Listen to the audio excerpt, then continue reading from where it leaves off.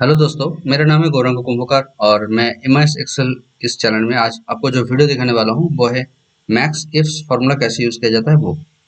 तो देखिए, आप अगर आपके पास इस तरह का कुछ डेटा हो, जैसे कि जहाँ पे नाम और उसका आईडी रखा हुआ है और आपको निकालना है मैक्स इंसेंटिव अमाउंट किसी दूसरे लिस्ट से, जैसे कि ये हो गया मेन डेटाबेस आपका, जहाँ पे नेम आईडी है और डेट वाइज अलग अलग ट्रांजेक्शन भी है और इंसेंटिव अमाउंट हर दिन अलग अलग मिलता है। ठीक है, तो मुझे निकालना है मैक्सिमम अमाउंट।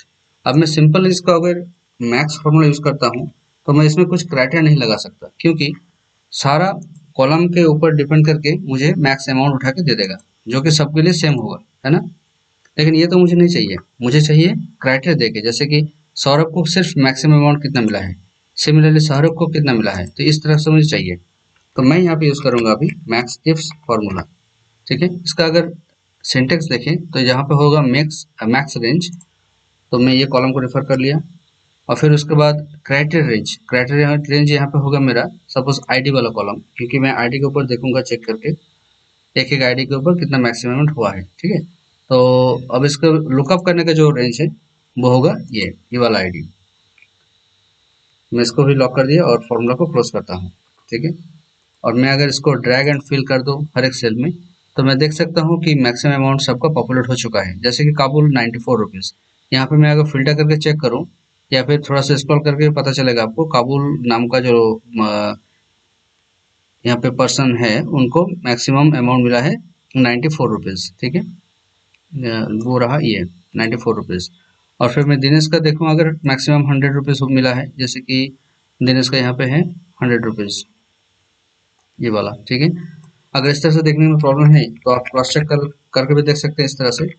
सपोज कोई भी नाम का फिल्टर कर लिया आप। ठीक है, गौरंगो। अब इसमें देखिए मैक्सिमम अमाउंट कितना हुआ है, 90, 29, 90, 25, 84, तो मैक्सिमम अमाउंट हुआ 90 रुपये, है ना। तो देखिए इसके नाम के अगेंस्ट में 90 रुपया यहाँ पे मैक्सिमम अमाउंट उठ के आया है। ठीक है दोस्तों, तो इस तरह से आप मैक्सिमम जो फॉर्मूला है मैक्स इफ्स क्राइटेरिया डाल डाल के आप देख सकते हैं, ये फॉर्मूला को यूज कर सकते हैं आपका काम पे। तो इसलिए ये फॉर्मूला बहुत जरूरी होता है।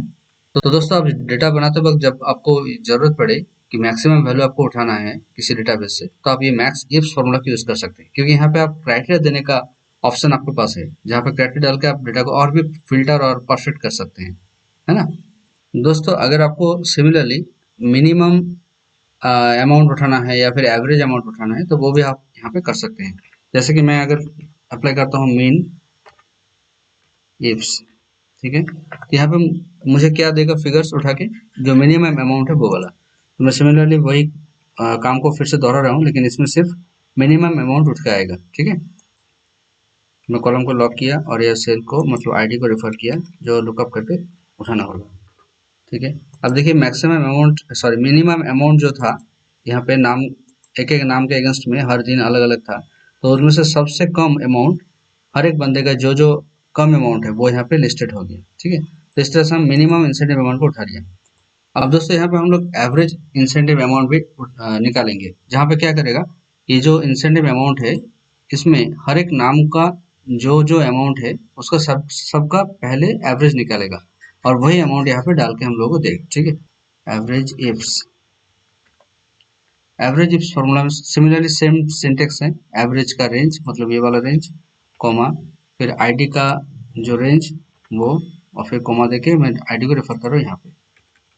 ठीक है, और मुझे एवरेज करके फिर बता रहा है कि एवरेज इंसेंटिव अमाउंट कितना मिला है हर एक को। ठीक है, तो दोस्तों इस तरह से आपको एवरेज इफ्स, मिनिमम इफ्स और मैक्सिमम इफ्स फार्मूला यूज करना चाहिए। तो दोस्तों, वीडियो का यहीं पर समाप्त करता हूँ, आता हूँ दूसरे वीडियो के साथ दूसरे टॉपिक में। ठीक है, खुश रहिए, अच्छा रहिए, धन्यवाद।